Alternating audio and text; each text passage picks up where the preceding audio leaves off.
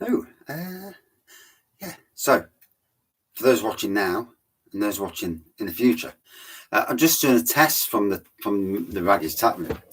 I've got my phone connected to this. My phone is a mobile hotspot.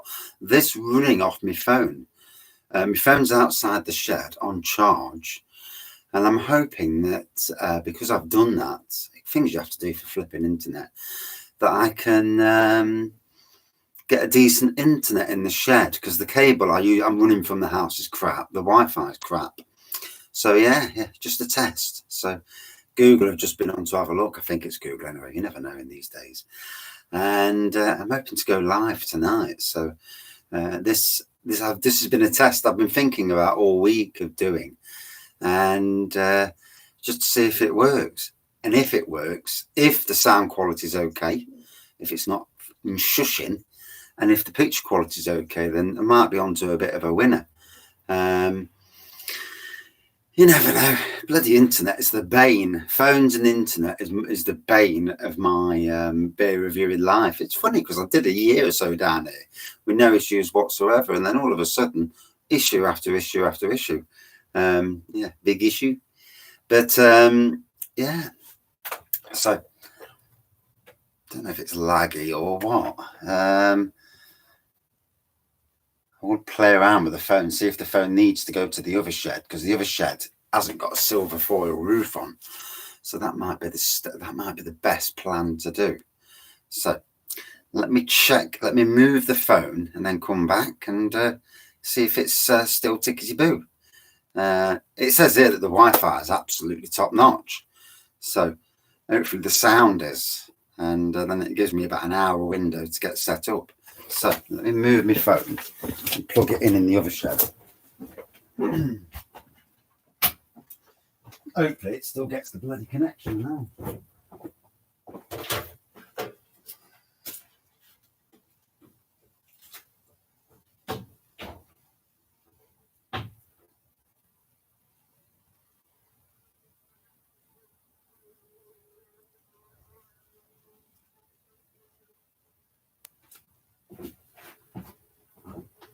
Right, says it's charging. So, and is the internet still on? Slightly less on the Wi-Fi now. That's interesting. So the Bluetooth or the Wi-Fi's not got the greatest range. Right, test. I can see that my I can see it's not too bad on the visual side of things. A few holes in the bare wall, mind you. I'll address that in a minute. Picture quality looks okay, that I can see. Yeah, I might need to move the phone a little bit closer, but it's all down to how it looks. Do apologise anybody out there watching. Massive problems with bloody issues on this. I shouldn't have issues on my Chromebook, because the Chromebook is pretty new. It's the internet down here in the shed. But yeah, it seems to be working okay. Let me try and get that back up to full Wi-Fi whatever capabilities.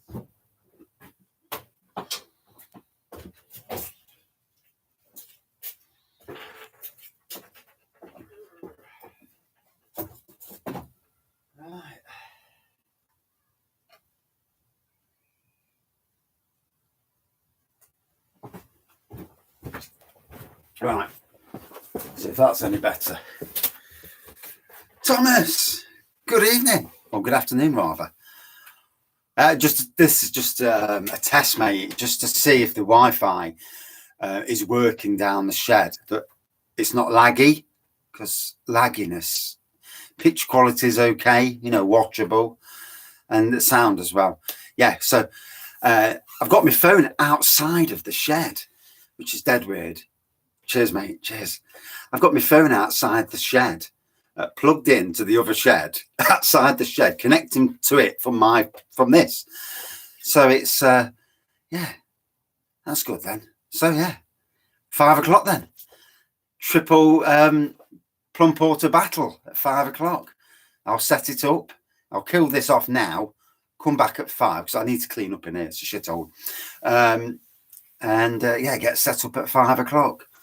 I've got St. Peter's versus Titanic, which I've done before anyway, but versus Harrison's Brewery, which shocked me on the front. Plus, live plum porter battle. Wife's at bingo tonight, so I can stay on as long as I want.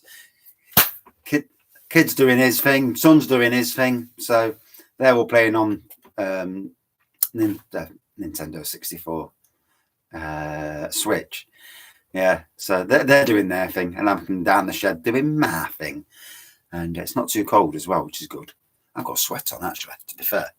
So I'm going to get cleaned up and I'll schedule it for 5 o'clock, and freeway battle, and then while I'm here during the battle, I'll go through some of the beers I've got, Greg. The beers from Cumbria. In fact, I'll do that now. Right. So, I'm not all sure. So, Coniston Brewing Company. That's Lancashire, isn't it? Is it Cumbria? I don't know. Obviously, we've got Hawkshead Stout, but I don't think you're bothered about that. Ulverston, Laurel and Hardy country. Whoa. Hey, can't wait to review these. Laurel and Hardy, my favourite, all-time favourite comedians. They didn't need to swear; they were just funny. Another Ulverston. So yeah, Fra di Vallo. That's how you pronounce it. Just made cider this morning. Hey, what you made? From Cumbrian Ales, Loweswater Gold.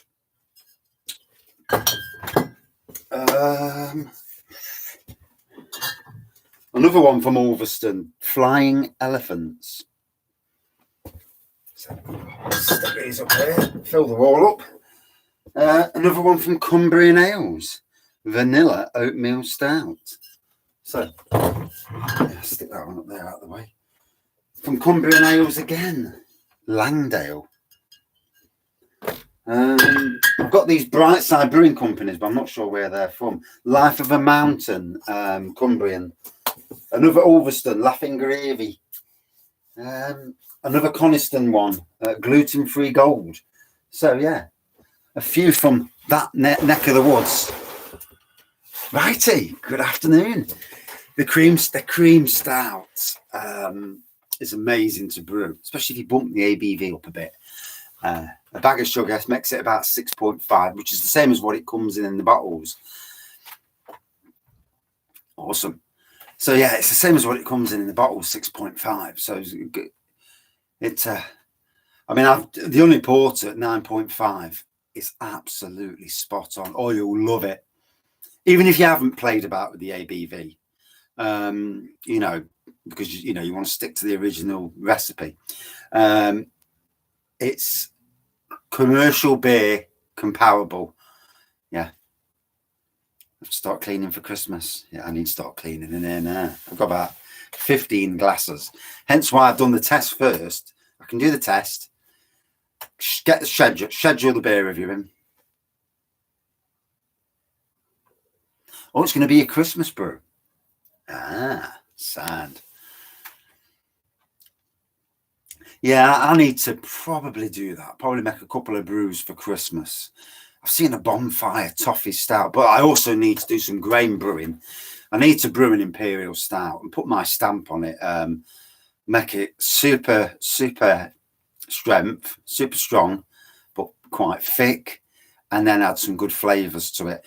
And Bang the Elephant let me know how they do their brewing, and they blend the essences in at so much at a time to get the layers of flavor, and that's quite interesting. If it were me, I'd just chuck the lot in one go, but they don't. They blend it in so it filters into the beer, and that's why it comes out the way it does. It's amazing, isn't it? Clever buggers, hey? And there's me thinking they just got a bloody cherry and whatever flavored essence and chucked it in. No, they're blending multiple essences in. That is super clever, that is. Especially if it works, obviously.